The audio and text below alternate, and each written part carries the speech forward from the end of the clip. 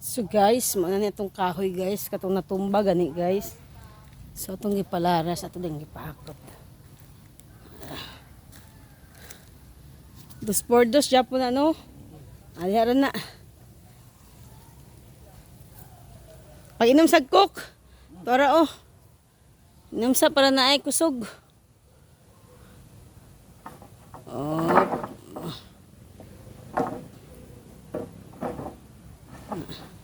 Dayon, dito na dayon eh. Buta na din dito sa sulod. Oh, dito. Oh man. So, mani diri guys, atong area. Himo na tog kamalig diri nga area. Then diha atong tindahan. Kuan na to. So, saan na tawag na? Subay. Sa ato ang kuan. Sa mga to mga sin. Ito mga sin.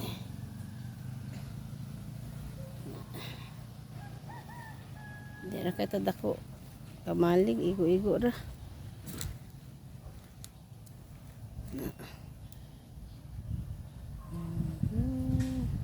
Oh, paghangin na dere. Pindot kay hangin kay no, buyag. Maghimo mi dinig kamalig ha. Mga kuan, mga amigo. Diri may maghimo dapit og tindahan pod. May diri oh. So tarak mga kahoy sis. Siya na lang ang naghakot, siya ang nagpakyaw kay nang labor man siya humay.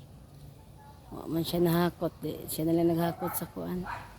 Mga kahoy. So kini mo na to ang katong mahugani nga gipa putol na to. Araw. Mani oh. Pati hangin na oh. Hangin kay Lord, thank you so much sa hangin. Kahangin na kaayo. Limpyo naman ni dere. Ano yung mga sagbot. Kini na lang mga bukong pangkwaon ni, pangsulod na ko ni sako niya. Nahinayan na ako ni. Kay unya, magawin na pud ko og lungsod pampalit ko og simento. So bye.